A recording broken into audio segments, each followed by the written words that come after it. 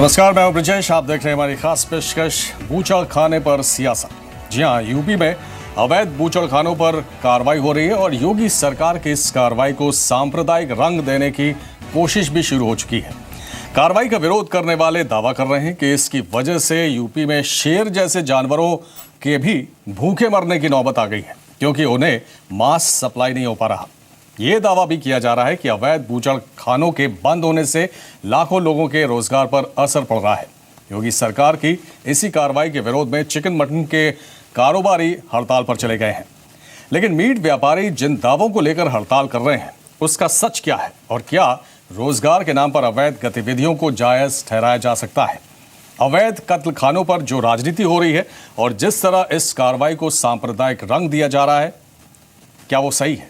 यही है हमारे आज के बहस का मुद्दा कि बूचड़ खाने पर आखिर सियासत क्यों। हमारे साथ होंगे कुछ खास मेहमान, लेकिन उससे पहले ये रिपोर्ट देखिए।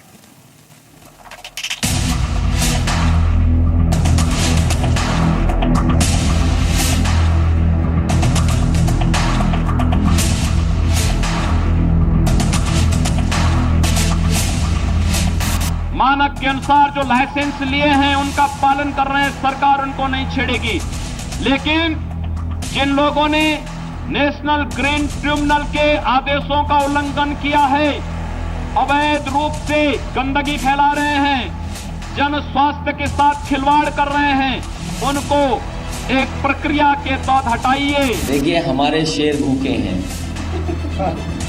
उनके पास मत जाना। उनकी दहाड़ से ही बहुत लोगों के होश उड़ सकते हैं। अब शेरों को भूखा रखा जा रहा है और शेर और बब्बर शेर को हम मांस नहीं देते हैं। कोई अगले दिन ये ना कहे कि शेर और बब्बर से तुम पालक पनीर खा के रहो। अवैध तो कहीं पे नहीं, अवैध स्लाटर हाउस तो हमारी सरकार में भी कोई नहीं था। जितने स्लाटर हाउसेज हैं वो लाइसेंस हैं और उन्हें लाइसेंस भारत सरकार देती है, उत्तर प्रदेश सरकार नहीं देती। एक नई तकनीक को लेना चाहिए, तो उस तकनीक को आप अडॉप्ट करिए, क्योंकि आप बंद नहीं कर सकते, लेकिन आप नए तरीके से उसे करेंगे। और इसमें जाति भेदभाव तो खैर है ही, वो तो कोई इशू नहीं है। तो बूचड़ खाने से जुड़ा मुद्दा क्या वाकई सियासी है या कुछ और इश्यूज भी हैं जिस पर ध्यान देने की वाकई ज़रूरत है और उस पर ध्यान दिया नहीं गया है? मसलन हम हेल्थ इशू की बात कर सकते हैं, हम एनवायरमेंटल इश्यूज की बात कर सकते हैं।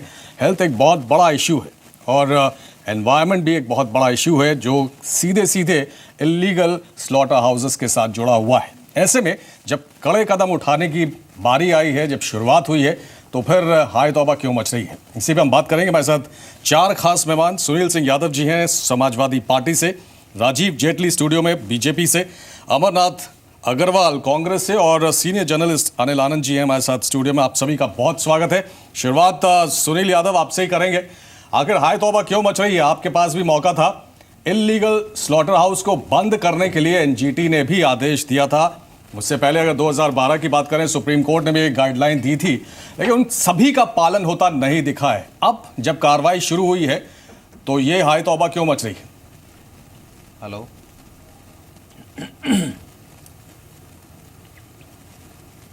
लेकिन आवाज नहीं पहुंच रही है सुनील यादव तक। लेकिन अब राजीव आपसे जानना चाहेंगे, अब ये बात उठ रही है कि बीजेपी ने कहीं ना कहीं सियासी फायदा उठाने के लिए इसे अपने मैनिफेस्टो में भी डाला है और अब क्योंकि नजर 2019 के लोकसभा चुनाव पर है, इसलिए इसे जोर शोर से लागू करने की कोशिश हो रही है। देखिए, मैं अभी अखिलेश जी को सुन रहा था। सबसे पहली बात तो एक उन्होंने बात रखी कि हमारे शेर भूखे हैं। अब ये समझ में नहीं आ रहा वो जो चिड़ियाघर में शेर हैं उनकी बात कर रहे हैं या किसी और शेर की बात कर रहे हैं, क्योंकि हमने पूरी तरह से भ्रष्टाचार के ऊपर, अवैध खनन के ऊपर, अवैध शराब माफियाओं के ऊपर, अवैध बूचड़ खानों के ऊपर, अवैध मांस विक्रेताओं के ऊपर नकेल कसने का काम शुरू कर दिया है। और उनमें कौन कौन से इनके ऐसे शेर हैं जो लगता है इनका खाना बंद हो गया है। और ज़रूरी नहीं है कि हर किसी को मांस से जोड़कर देखा जाए, कई लोगों को शराब से जोड़कर भी देखा जा रहा होगा, कई लोगों को अवैध खनन से जोड़कर भी देखा जा रहा होगा, कई लोगों को अवैध बूचड़ खानों से भी जोड़कर देखा जा रहा होगा। ये सब वो लोग हैं जो गैर कानूनी काम कर रहे थे, किसी ना किसी तरीके से पिछली सरकार में उनकी जेबें भरी जा रही थी। क्योंकि आप देखिए, लगभग 600 2 लाइसेंस, जो आज एक आंकड़ा, सरकारी आंकड़ा सामने आया है कि 602 लाइसेंस के लिए एप्लीकेशन आई, जिसमें 340 एप्लीकेशन एक्सेप्ट हो गई, उनको लाइसेंस मिल गया। 130 ऐसे लोग थे जिन लोगों को लाइसेंस इसलिए नहीं मिल सकता था क्योंकि सुप्रीम कोर्ट की गाइडलाइन है कि आपने किसी भी एजुकेशनल इंस्टीट्यूट, किसी भी धार्मिक स्थान के आसपास अपनी दुकान नहीं लगानी है। अगर उनका लाइसेंस पिछली सरकार में भी खारिज हुआ था और आज ये बाहर निकलकर कहते हैं कि आप उन लोगों के साथ इनजस्टिस कर रहे हैं जिन लोगों के साथ इलीगल काम करते वक्त इन्होंने जस्टिस किया था, तो ये एक बहुत बड़ा आप देखेंगे कि एक इनका मापदंड तय हो रहा है, किस तरीके का इनका बिहेवियर रहा, किस तरीके का इनका शासन रहा पिछली सरकार में, किस तरीके से गैर कानूनी कामों को ये प्रोत्साहन करते थे, आज वो खुलकर सामने आ रहा है। 2012 और 2013 के अंदर बहुत सारे नोटिस इशू हुए थे। ये सरकार उस वक्त थी, क्यों नहीं इन्होंने एक्शन लिया? आज अगर एक्शन लिया जा रहा है, केवल गाइडलाइंस को फॉलो किया जा रहा है, गाइडलाइन भी सुप्रीम कोर्ट की, गाइडलाइन भी एनजीटी की, और ऐसे में अगर एक पॉलिटिकल पार्टी निकलकर आती है और कहती है कि जितने भी गैर कानूनी काम थे उनको आप क्यों नहीं इजाजत दे रहे, तो कम से कम ये सुनिश्चित करना हमारा काम है, और ये सपा पार्टी है, दूसरी जितनी भी राजनीतिक पार्टियां ये समझ ले कि कोई भी गैर कानूनी किसी भी तरीके से अब उत्तर प्रदेश के अंदर अलाउ नहीं किया जाएगा। ये कितनी भी आवाज उठाए, कानूनी रूप से जो भी काम होंगे वो सवाल राजीव और भी उठा रहे हैं। उसके पीछे एक कारण दिया जा रहा है कि लाखों लोग जो ऐसे इंडस्ट्री से जुड़े हुए हैं वो बेरोजगार हो रहे हैं, उनका भी संकट है। अनिल आनंद, आपसे जानना चाहेंगे, अगर हम स्लॉटर हाउसेस की बात करें, कुछ बड़े रोचक आंकड़े हैं मेरे पास। सेंट्रल पोल्यूशन कंट्रोल बोर्ड कहता है कि यूपी में 126 स्लॉटर हाउस हैं, जबकि यूपी पोल्यूशन कंट्रोल बोर्ड कहता है कि 58 है। उसके बाद सीपीसीबी कहता है कि 12 में से सिर्फ 1 लीगल है, यानी कि आप समझ सकते हैं कि इलीगल स्लॉटर हाउस कितने काम कर रहे हैं, वो अंदाज़ा लगाया जा सकता है। उसके बाद जो एफ्लुएंट प्लांट होते हैं, जो ट्रीटमेंट प्लांट होते हैं, जब एनवायरनमेंट की बात आती है, जो जिसका जिक्र अभी थोड़ी देर पहले हम कर रहे थे, उसमें यह है कि जो आप एफ्लुएंट डिस्चार्ज करते हैं उससे पोल्यूशन फैलता है और टॉक्सिक गैसेस निकलती हैं। ये तमाम इश्यूज़ हैं जिन पर ध्यान नहीं दिया गया है, और अब इसको देखते हुए ये कार्रवाई हो रही है। आपको लगता नहीं कि ये बिल्कुल सही कदम है, सही दिशा में जा रहे हैं? देखिए, on the face of it अगर देखा जाए, जो बातें आपने कही बिल्कुल सही है। कैसे किया जाए, क्यों किया जाए, कब किया जाए, इस पर बहस हो सकती है। पहले मैं एक बात आपसे कहूँगी, उत्तर प्रदेश की प्रॉब्लम नहीं है सिर्फ। इस ट्रेड में इतना पोटेंशियल है, इतने बड़े कटिंग अक्रॉस कम्युनिटीज लोग मांसाहारी हैं, इसको भी आप दरकिनार नहीं कर सकते। लेकिन ये ट्रेड मोर और लेस ये अनऑर्गेनाइज्ड ही है, जिसको जितना ऑर्गेनाइज होना चाहिए था, सिवाय आप कुछ एक्सपोर्ट हाउसेस के जो स्लॉटर हाउसेस एबिटॉयर्स हैं, अगर उनको आप छोड़ दीजिए तो मोस्टली अनसाइंटिफिक लाइंस पे चल रहे हैं। इसमें कोई दो राय नहीं है कि किसी भी सरकार, पिछली सरकारें जो भी आई, खाओ उत्तर प्रदेश में हो, हाँ वो जम्मू कश्मीर में हो, पंजाब में हो या कहीं महाराष्ट्र में हो, उन्होंने इस पे ध्यान कोई नहीं दिया इसको ऑर्गेनाइज करने का। मुझे लगता है इस पे भी एक नेशनल पॉलिसी की जरूरत होगी। या तो ये पॉलिसी हो, एक नई सोच की सरकारें आ रही हैं कि साहब प्रोविजन की तरह हमने इसको भी, इस पे भी बैन लगाना है कि नॉनवेज खाया ही ना जाए, मांसाहारी कोई रहे ही ना। एक तरीका तो उसका ये है। दूसरा तरीका ये है, इसके 3 पहलू मुझे नजर आ रहे हैं जो उत्तर प्रदेश में जो घटना घटी है, जो और जगह भी हो सकता है, क्योंकि इसमें एक तो पॉलिटिकल पहलू है, इसका राजनीतिक पहलू है, न्यायिक पहलू है, जुडिशियल पहलू है एक, और तीसरा सामाजिक पहलू बहुत बड़ा है इसमें। मैं जब लीगल पहलू की बात करता हूं तो उसमें green house effects, gases effect क्या है, सब कुछ आता है, जिसपे बड़ी कंक्लूसिव स्टडीज की जरूरत भी है। जहां तक सामाजिक प्रॉब्लम है, इसमें बहुत बड़ा एक सामाजिक पहलू ये है कि जैसे आपने कहा इकोनॉमी जुड़ी हुई है इसके साथ। या तो हम बिल्कुल इस पे बैन लगा दें, ना एक्सपोर्ट होगा, ना कोई मांसाहारी होगा, फिर तो प्रॉब्लम मुझे नहीं लगता, लेकिन आज बहस की भी जरूरत नहीं अनिल जी। लेकिन आज हम लोग बात कर रहे हैं कि आखिर सियासत क्यों हो रही है, क्यों सियासत हो रही है? क्या ये गलत कदम है जो योगी सरकार ने उठाया है? सुनील सिंह यादव हमारे साथ जुड़ गए हैं। सुनील यादव जी, आखिर हाय तौबा क्यों मच रही है? इल्लीगल स्लॉटर हाउस के खिलाफ ही तो एक्शन लिया जा रहा है। नहीं, मैं आपकी उस बात से बिल्कुल सहमत हूं कि इस पे सियासत क्यों हो रही है। और ये सियासत किसने शुरू की? ये सियासत शुरू की भारतीय जनता पार्टी ने चुनाव से पहले अपने घोषणा पत्र में इस चीज को दर्ज करना, इस चीज को रखना कि हम बूचड़ खाने बंद करेंगे, अवैध बूचड़ खाने। आपको कहना चाहिए था कि हम अवैध शराब बंद करेंगे, हम अवैध खनन बंद करेंगे। अरे सुनील यादव जी, क्या बात कर रहे हैं आप? वो बंद करेंगे। आपने केवल एक नहीं, मैं कह रहा हूं सुनील यादव जी, ये बताइए मुझे, अगर कोई चीज अवैध है, कोई चीज अवैध है, आपने पहले से बात कर रहे हैं, चुनाव से पहले नहीं, मैं आपके सवाल का जवाब दे रहा हूं। मैं कह रहा हूं घोषणा पत्र में आपने ये दर्ज करके कि हम बूचड़ खाने केवल बंद करेंगे, या तो आप एफिडेविट दे दीजिए आपकी उत्तर प्रदेश सरकार आ गई, देश में आपकी सरकार है कि बूचड़ खाने के अलावा उत्तर प्रदेश में सब लीगल है, बाकी कोई चीज अनलीगल नहीं है, तो हम सहमत हैं। तो राजनीति तो इसमें भारतीय जनता पार्टी कर रही है, और भारतीय जनता पार्टी इसलिए कर रही है कि मैं कह रहा हूं कि जो बूचड़ खाने बंद करने का जो सवाल है, जो शासनादेश 22 तारीख को रखा गया है, जो भटनागर जी ने रखा है, जिस पर कार्रवाई हो रही है, वो शासनादेश अभी उत्तर प्रदेश की भारतीय जनता पार्टी की सरकार ने नहीं लागू किया, उसको माननीय अखिलेश यादव जी की सरकार ने 30/6/2014 को शासनादेश जारी किया था।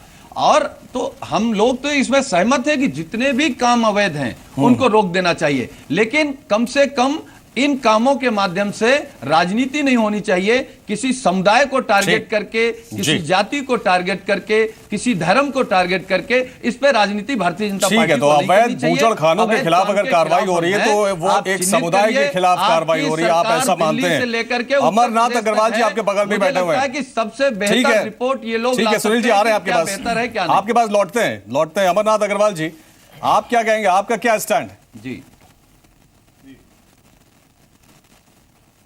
बिल्कुल साफ है। इनके मैनिफेस्टो के पेज नंबर 3 पे लिखा हुआ है बूचड़ खाने अवैध और मैकेनाइज्ड पे प्रतिबंध लगाएंगे, मैकेनाइज्ड पे भी प्रतिबंध लगाएंगे। आप पढ़िए राजनीति कहां से शुरू हुई।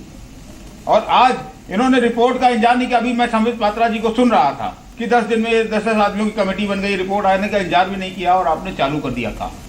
आपने पान मसाले को जैसे अभी कहा कि यहाँ थूकते कोई नहीं मिलेगा, तो सीधे पान मसाले पे बैन लगा दीजिए ना आप।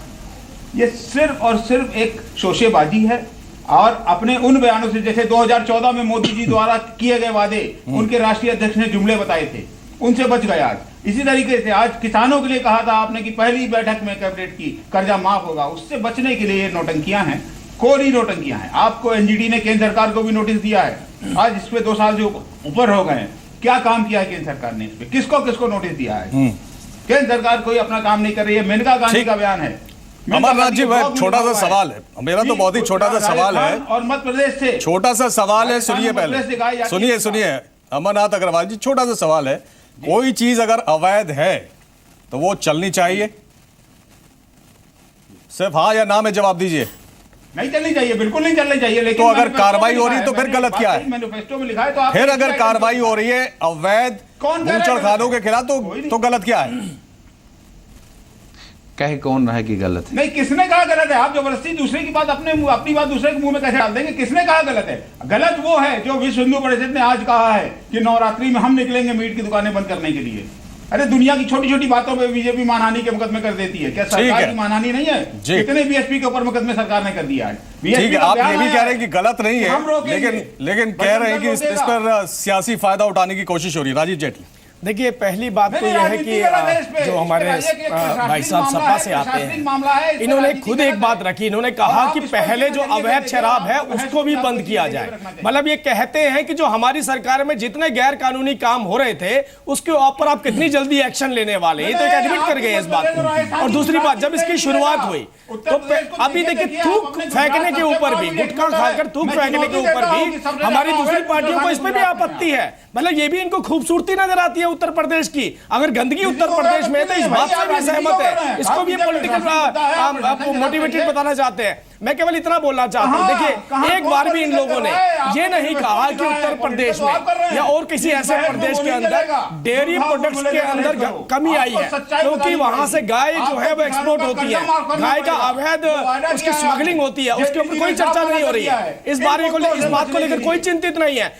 कोई भी प्रदेश, चाहे देश हो चाहे हमारा प्रदेश हो, लगभग 70 से 80% लोग वेजिटेरियन हैं। और वेजिटेरियन लोगों को एक न्यूट्रिशन के लिए सबसे बड़ी जरूरत क्या है? फिगर गलत है। सुनिए, सबसे बड़ी जरूरत क्या है उनकी? सबसे बड़ी जरूरत होती है जो सीधा गाय से जुड़ी हुई है, दूध चाहिए, घी चाहिए, मक्खन चाहिए, उसकी कमी को लेकर कोई भी चिंतित नहीं है। अगर ये कहते हैं बूचड़खाना वो भी अवैध, वैध नहीं, वो भी अवैध, अवैध के ऊपर अपनी आवाज बुलंद करते हैं। थूक फेंकने के ऊपर इनको आपत्ति होती है, क्यों नहीं थूक फेंकने दे रहे? गुटखा बंद करने पर इनको आपत्ति है। तो इस तरीके की अगर आपकी स्थिति है, अनिल जी आपने तीनों, ये तो कम से कम जनता के सामने आ गया क्या चीज आप कर रहे हैं उत्तर प्रदेश के साथ। ठीक है राजीव। अनिल आनंद, आपने तीनों सियासी पार्टियों के प्रतिनिधियों को सुना जी, क्या लगता है ये वाकई ये जो एक सही कदम पे हम लोग कह रहे थे कि सही कदम उठाया गया योगी सरकार की तरफ से, इस पर भी सियासत हावी होती नजर आ रही है आप? देखिए, तीनों ने जो वर्जन्स दिए हैं वो राजनीति से प्रेरित हैं, फैक्ट्स से परे हैं। बाकी जहां तक अवैध बूचड़खानों का सवाल है, इसमें कोई दो राय हो ही नहीं सकती। कोई भी अवैध काम नहीं होना चाहिए। और बूचड़खाने का मतलब है अवैध मीट अगर वहां से निकलता है, मांस निकलता है, लाखों लोग खाते हैं, हाइजीन का कोई स्टैंडर्ड नहीं है, वो बीमार होते हैं, उस पर कोई दो राय हो ही नहीं सकती। मैं ये कह रहा हूं कि इसको राजनीति से परे क्यों नहीं रख के आप इसको टैकल करते हैं एक प्रॉब्लम को, इसको सोशल लेवल पे टैकल करिए, उसको आप लीगल लेवल पे टैकल करिए, आप एक पॉलिसी फ्रेम करिए एक। अब या तो फिर मैंने जो पहले कहा, एक तो ये है कि टोटल बैन हो जाए, दूसरा एक होलिस्टिक पॉलिसी केंद्र के लेवल से लेकर राज्यों तक जाना चाहिए। और योगी जी तो प्रोएक्टिव चीफ मिनिस्टर हैं, मतलब एक हफ्ते में ही उन्होंने इतना अपना एक वलवला दिखाया है। मुझे लगता है उनको पहल करनी चाहिए, एक होलिस्टिक पॉलिसी इस पे लानी चाहिए। या तो वो फिर पहले वाली बात पे चले कि होना ही नहीं है, लेकिन उन्होंने खुद कहा है इलीगल बूचड़खाने, जो लीगल बूचड़खाने हैं उनको कोई डरने की कोई वो नहीं है। मुझे लगता है इनको एक चीज ये भी ध्यान में रखनी चाहिए कि बहुत बड़ी तादाद हो गई है जो मांसाहारी हैं, उनकी डिमांड को भी सामने रखना पड़ेगा, इससे जुड़े हुए रोजगार को सामने रखना पड़ेगा। और जो एनजीटी और साइंटिफिक फैक्टर्स जो हैं, जो ग्रीन हाउस इफेक्ट्स हैं, क्या कितने नुकसान फायदे हैं, मुझे लगता है इन सबको करके, और जल्दबाजी में तो ये हो सकता है कि अवैध बूचड़खाने जो है उनको बंद कर दिया जाए। क्या उनको वैधता दी जा सकती है कि नहीं, इस पे भी देखना चाहिए। और राजनीति को कहीं दरकिनार करके रखें तो मुझे लगता है विवाद इतना ज्यादा बढ़ेगा नहीं। ठीक, सुनील जी आपको लगता नहीं है, आ रहा है राजीव आपके पास, सुनील जी आपको लगता नहीं है कि कम से कम शुरुआत तो हुई है, एक पहल तो हुई है?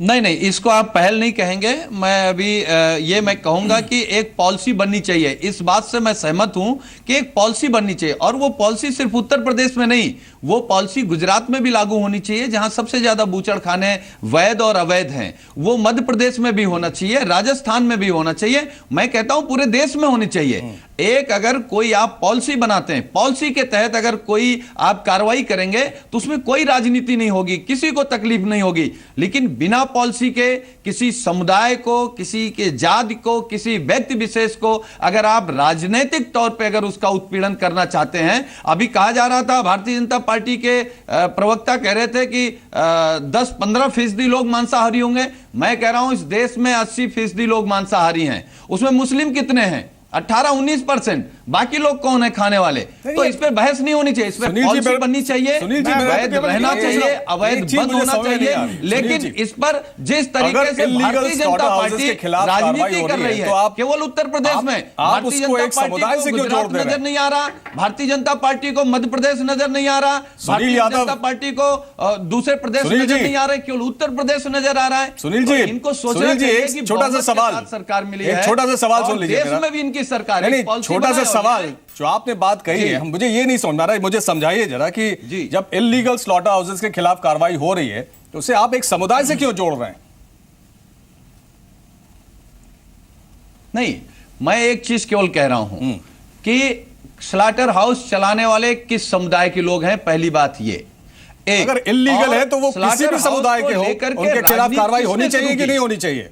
वो किसी भी समुदाय मैं कह रहा हूं इल्लीगल है, इल्लीगल बंद करिए। मैं तो डिबेट में ये बात नहीं समझ पा रहा हूं कि अवैध बूचड़खानों के पक्ष में कौन बोल रहा है। अवैध बूचड़खानों के पक्ष में कोई नहीं बोल रहा, केवल जबरदस्ती कि हम ये काम कर रहे हैं।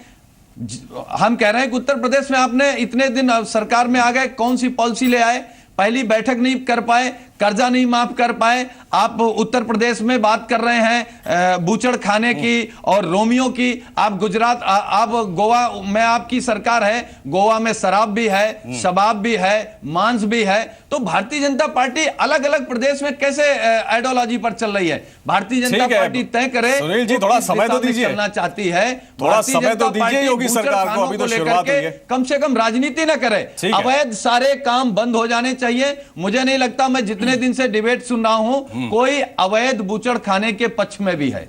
ठीक है, अमरनाथ जी, आपको भी लगता है कि यहां पे कोई सियासत नहीं है, और जब एक समुदाय की बात आती है कि वो अफेक्टेड हो रहा है, इसलिए हमको आवाज उठानी चाहिए?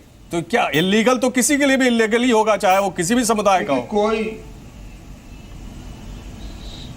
फिर गलत बात कर रहे हैं। समुदाय हो, किसी भी समाज का, व्यापारी हो चाहे आम नागरिक हो, अगर उसका उत्पीड़न होगा तो विपक्ष उसकी आवाज उठाएगा। लेकिन अभी तो यहाँ आवाज ही नहीं उठी साहब। यहाँ तो तय अपने आप कर लिया, और अपने आप आपने अपने मैनिफेस्टो में लिख के राजनीति आपने करी। उस बात पे आप इनसे पूछिए ना कि मैनिफेस्टो में क्यों लिखा, और अन्य चीजें अवैध वाली क्यों नहीं लिखी, वो छोड़ दीजिए। मैं सबसे पहले मोदी जी को बधाई देना चाहता हूँ। भारत जो है आज मीट सप्लाई में नंबर 2 पे है दुनिया में, और ये अवैध की बात करते हैं। अगर यही हमको आंकड़े बता दे राजीव जी कि कितने अवैध बूचड़खानों से आ रहा है मीट और कितना अवैध से आ रहा है। वैध बूचड़खानों का मीट कुल 30% आता है, और अवैध बूचड़खानों का आता है जो टोटल एक्सपोर्ट हो रहा है उसी को नाप ले, 70%, उसी को तोल लेना कहां से आ रहा है। और ये सरकार इसको नहीं देख पा रही थी, और ज्यादातर उत्तर प्रदेश में नगर निगम इन्हीं के कब्जे में रही है। एनओसी वहां से दी जाती है, जिसपे एनओसी नहीं थी उस पे मेयर ने क्या कार्रवाई करी? ठीक है, और यूपी सबसे बड़ा कॉन्ट्रीब्यूटर है। आप बिल्कुल ठीक कह रहे हैं, यूपी बड़ा कॉन्ट्रीब्यूटर, और चूंकि डिमांड बहुत ज्यादा है, जैसा अनिल आनंद भी कह रहे थे, 30 साल से ऊपर हो गए, मांग बहुत ज्यादा है, और उस मांग को जो लीगल स्लॉटर हाउसेज है वो पूरा नहीं कर पाते हैं। और कहीं तो ये भी देखा गया अनिल जी कि सब लेट किया जाता है। जो लीगल स्लॉटर हाउसेज हैं वो सब लेट करते हैं। जो इलीगल बूचड़ खाने हैं उनको कहा जाता है कि आप चूंकि सप्लाई करनी है, हमको हमारे पास डिमांड है, इसलिए आप करो। तो ये मिली भगत कहीं ना कहीं एक बहुत बड़े पैमाने पर नजर आती है। देखिए, मिली भगत के अलावा हो ही नहीं सकता। इसमें सिविक बॉडीज जो हैं, जैसे इन्होंने म्यूनसिपैलिटीज की बात की, मैं सिर्फ यूपी की बात नहीं कर रहा हूं, हर जगह सिविक बॉडीज से लेके और सरकार, स्टेट गवर्नमेंट तक, सब इसमें मिली भगत होती, सबको पता रहता है। अगर आप बहुत छोटे लेवल पे जाएं, हमने खुद देखा है, गाँव शहरों में घूमते हैं हम अपने प्रोफेशन के रिलेटेड एक्टिविटीज से, तो कहीं छोटी छोटी दुकानें भी हैं तो उन्होंने अपनी दुकान के पीछे जाके बकरा काट के मीट बना के ले आते हैं वो, या चिकन काटना तो मामूली सी बात है। ये छोटे लेवल पे भी बहुत ज्यादा प्रचलित है, बहुत बड़े लेवल पे भी बहुत है, और इसमें पूरा तंत्र जो है उसके शामिल होने के बिना ये हो ही नहीं सकता। जी राजीव, आप कुछ कह रहे थे? देखिए, मैं एक बात बताना चाहता हूं कि अभी कुछ दिन पहले ही एक बहुत बड़ा एडिटोरियल आया था, एक रिपोर्ट आई थी जिसमें ये बात रखी गई थी कि जो इन देश के अंदर मैक्सिमम लोग जिनको हम नॉन वेजिटेरियन की श्रेणी में डाल देते हैं वो अंडा खाने वाले हैं। और उन्होंने इस बात के ऊपर भी ऑब्जेक्शन उठाई थी कि जो अंडा मार्केट में मिलता है उस अंडे की वजह से कितनी बीमारियां फैल रही है। और उन्होंने कंपनियों के नाम भी बताए कि अगर किसी कंपनी ने कुछ स्टैंडर्ड मेंटेन किया है तो मात्र एक कंपनी निकली थी वो। तो अगर आप उनको वेजिटेरियन और नॉन वेजिटेरियन की श्रेणी में डालते हैं तो मुझे लगता है वो आंकड़ा अपने आप में गलत हो जाए। दूसरी बात एक समय नहीं, इसलिए लास्ट कमेंट जा रहे हैं। लास्ट कमेंट सुनील यादव, आपसे शुरुआत कर रहे हैं, बहुत जल्दी से बताइए। आपने कहा एक पॉलिसी बननी चाहिए, एक होलिस्टिक पॉलिसी बननी चाहिए, और ये जो कदम उठाया है योगी आदित्यनाथ ने वो सियासत से इन्फ्लुएंस्ड है? नहीं, मैं केवल ये कह रहा हूं कि भारतीय जनता पार्टी ने अपने घोषणा पत्र में लिखकर इस पे सियासत की है। अब ये प्रशासन का काम है बंद कराना, ना बंद कराना। अब एबीवीपी के लोग, हिंदू युवा वाहिनी के लोग अगर ये घोषित रूप से कह रहे हैं कि हम नवरात्र में घूम के बंद कराएंगे, ये तो उत्तर प्रदेश को दहशत की तरफ ले जा रहे हैं। वो एजुटेशन 2002 से चल रहा है, वो आज का नहीं है, उसको याद कीजिए। वो 2002 से इसकी मांग रख रहे हैं, और अगर उन्होंने कोई मांग रखी है तो आपकी सरकार में और आपकी सरकार से पहले से रखते आ रहे हैं। नहीं, तो आप सरकार बनने के बाद आप गुंडागर्दी नहीं कर सकते। आप सरकार बनने के बाद गुंडागर्दी नहीं कर सकते। उत्तर प्रदेश के अंदर 2 दिन के अंदर जो माहौल बना है, जनता से जाकर पूछिए, उन्हें ऐसे लगता है जैसे तालिबान से वो देश में आ गए हो। अमरनाथ जी, उत्तर प्रदेश का माहौल जाकर देखिए। राजीव, अमरनाथ, आपका लास्ट कमेंट। अरे राजीव जी, मुझे लगता है तालिबान की तर्ज अरे पे है आप। तालिबान बना रखा था, 2 दिन के अंदर उन्हें ऐसा लगा हम भारत देश में वापस आ गए हैं। उत्तर प्रदेश की जनता आज इतनी खुश है, उत्तर प्रदेश की महिलाएं 2014 में जीतने के बाद आप कुछ उत्तर नहीं देश प्रदेश में कर पाए। एक नया 2014 में जोश देश आया की है। सरकार में बहुत बनने के बाद बहुत किसी को मुक्त नहीं करा पाए। राजीव, समय नहीं है इसलिए और रुकना चाहेंगे। आप सभी का बहुत शुक्रिया, आप सभी का 2017 में हमारे साथ रहने आप के लिए। उल्टी बात करने लेकिन लगे। ये बात जो उठी है इस चर्चा पे जो निकल कर आई है वो ये है, सभी का ये मानना है कि अवैध स्लॉटर हाउसेस के खिलाफ कार्रवाई गलत नहीं है, वो सही है। लेकिन सवाल यही उठता है कि फिर उसको एक समुदाय से जोड़कर क्यों देखा जाता है, और फिर क्या एक हॉलिस्टिक पॉलिसी इसमें बननी चाहिए जैसा कि अनिल आनंद जी कह रहे थे, और केंद्र को इसमें दखल देना चाहिए। तो ये देखने वाली बात होगी। फिलहाल इस खास पेशकश में इतना ही।